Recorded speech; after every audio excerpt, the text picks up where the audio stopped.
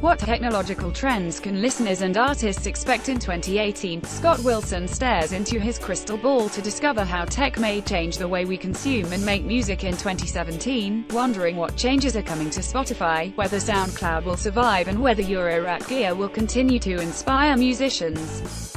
From the insidious rise of fake news, to the increasing prevalence of AI in our everyday lives, 2017 was actually a pretty terrifying year in terms of technology's impact on society. In the music industry, streaming continued to dominate the headlines, as SoundCloud struggled to stay afloat and artists pushed back against the allegedly meager royalties doled out to smaller artists and labels by companies like Spotify. Technology's impact on music in 2017 wasn't all bad. For music makers at least, the year brought a slew of innovative new apps and gadgets for production, while blockchain technology started to be taken seriously as a way of making sure musicians and everyone involved in the music production and distribution process get paid properly and fairly. So what technological developments and trends might 2018 hold for artists and listeners? We've made some predictions on what the next 12 months might bring to the music industry, the good things and the bad. SoundCloud will survive 2018, but its influence and usability will wane. 2017 was a disastrous year for SoundCloud. The streaming company was forced to lay off 40% of its workforce and shut down offices in London and San Francisco to stay afloat after hemorrhaging millions of dollars in cash over the past few years. Hopes for a sale to a larger company like Google or Spotify seem to have been dashed as well, leaving the company's long-term future quite uncertain. And no chance the rapper is not going to be the one to save it. So where does this leave the service, which is still a vital tool for established and emerging musicians? Well, it seems unlikely that it'll fold this year. The company secured $169.5 million in private investment in 2017, which should keep it afloat in the short term. But with so much upheaval at the company, it's likely this money will be going towards keeping the lights on, not developing the platform or innovating in any meaningful way. It's not clear what the successor to SoundCloud will be, or even if any platform that allows the same kind of simple audio hosting will take its place. With artists making less money than ever, especially from streaming services, expect artists and labels to create their own spaces not reliant on corporations, as Lucky Me did last year. In the short term, though, services like Bandcamp and YouTube are likely to cement themselves as alternative destinations to SoundCloud for unsigned artists to upload and monetize their music. Big changes at Spotify and beyond will impact its users. Spotify's year has got off to an uneven start.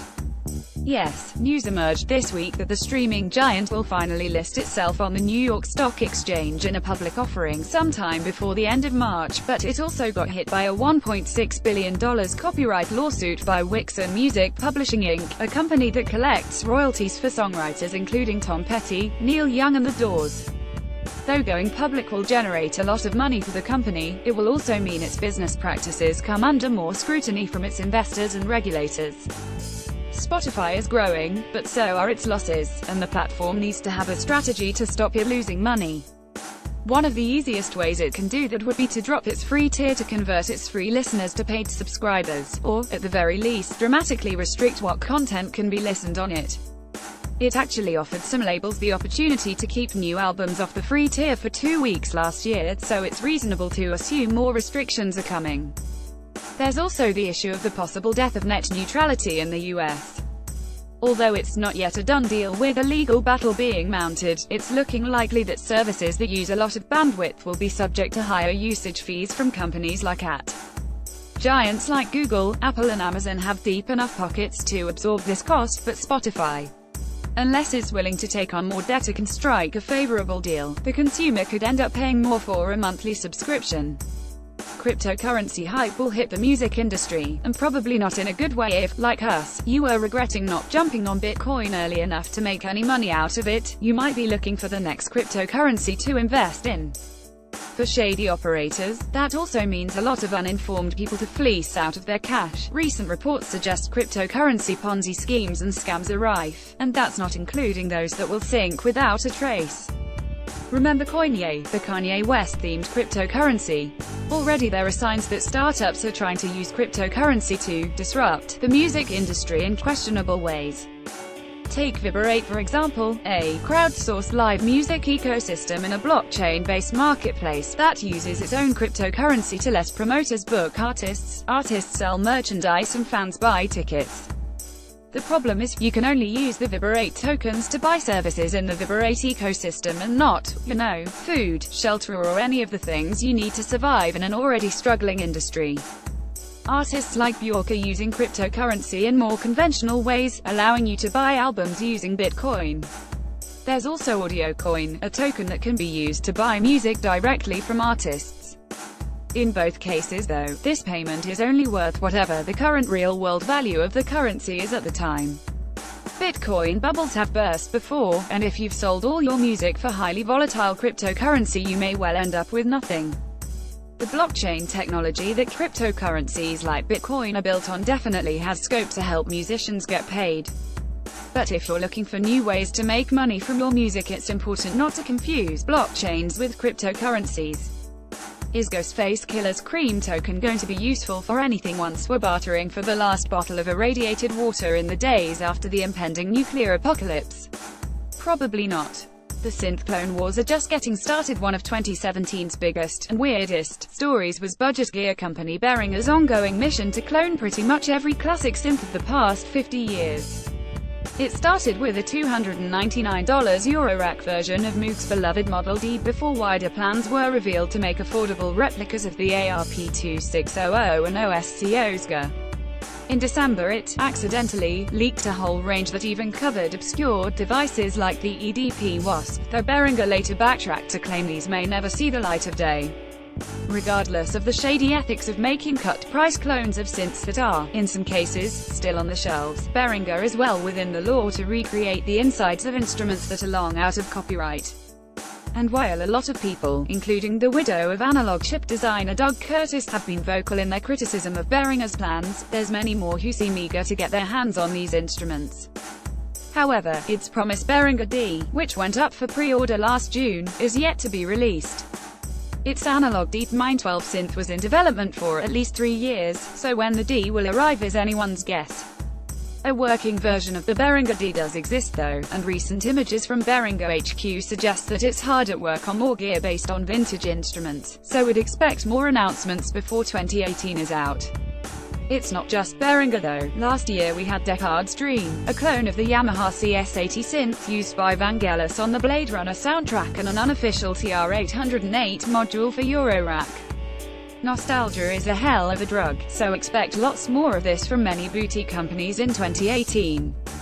Music making will become easier for beginners than ever. Nostalgia for vintage gear and analog hardware has kept Roland, Korg and many other legacy companies nicely afloat over the past few years, but just as much money, if not more, has been spent on the devices that promise to make music making easier for novices. Experts might turn their noses up at things like Amplify's Launchpad Upper, Roland's Go keys for being oversimplified, but they probably make more money than a TB303 replica because they have much wider appeal. This hasn't been lost on the bigger players in the music tech sphere, who are investing serious money into ways that will get people making music, whatever their ability level. Ableton, for example, is an investor in Melodics, an app that promises to teach you finger drumming in just 5 minutes of practice a day. The company recently moved into teaching keyboard skills, which could be a game changer for anyone that still mashes their MIDI keyboard when making tunes. There's also Machina manufacturer Native Instruments, which last year received a €50 million investment from a private equity firm to democratize music creation and help achieve its vision of breaking down the barriers to music creation for all music lovers. Whether this money is going towards expanding into new markets, designing more innovative interfaces or even reducing the friction between software and hardware is uncertain, but it's clear that the Berlin company has grand ambitions to put its products in the hands of as many people as possible, no matter what their ability level. Apple too appears to be expanding the appeal of its popular GarageBand app. In November 2017, it added a new sound library to the app with packs for future bass and reggaeton styles, confirming that it plans to release more periodically.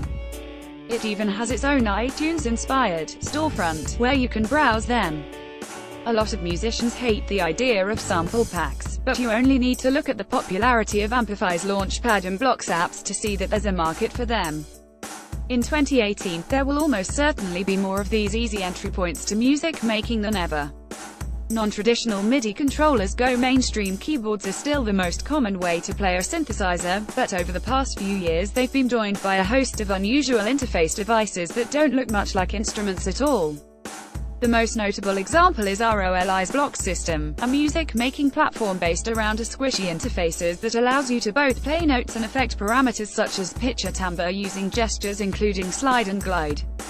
Underlying many of these devices is a technology called MPE, or multidimensional polyphonic expression. It's a recent MIDI specification that allows users of devices such as ROLI's Blocks or Roger Lin's instrument to play compatible synthesizers with much more nuance than a traditional MIDI keyboard. The technology hasn't been widely adopted yet, but support is growing. GarageBand, Bitwig Studio 2, Sonar and Max are a few of the platforms supporting it. Ableton and Native Instruments haven't yet pledged support for it, with the exception of NI's Reactor Blocks software, but it definitely seems to be more than a passing fad. Last year, Pharrell Williams invested in ROLI, an endorsement that speaks volumes about how widely he believes the company's unusual but accessible musical devices can appeal to people who may not have much experience with music making. ROLI blocks are also being sold in the Apple Store now, a firm bet that this kind of device has a bright future. Eurorack gear will continue to boom. When Aphex Twin played at London's Field Day Festival last summer, he brought his modular synth along for the ride. He's not the first artist to use a Eurorack system on stage, but he is one of the biggest, and the interest in the breakdown of what his rig included was huge, proving that curiosity about the format isn't limited to hardcore synth nerds. On YouTube as well, Eurorack went from niche content to mainstream concern. One of the platform's most popular music tech vloggers, Andrew Huang, revealed his love for the format in a popular that's racked up over 500,000 views so far. It also continues to be popular with live performers due to its versatility, even if it's not always the most practical thing to carry on a plane. It's so popular, we even devoted a whole day to the format here at Fact. While some people have speculated that Eurorack might be a passing fad, it's not looking that way at the start of 2018. If there are any trends we'd put money on, it's Eurorack modules inspired by classic gear such as Behringer's Model D clone and artist collaborations in the vein of Mum Dance and Arm Busy Circuit's Mum M8 and Tip Top Audio's throbbing Gristle module, the TG1. Scott Wilson is FACT's Make Music editor. Find him on Twitter. Read next. After a turbulent 2017, can SoundCloud survive the streaming wars?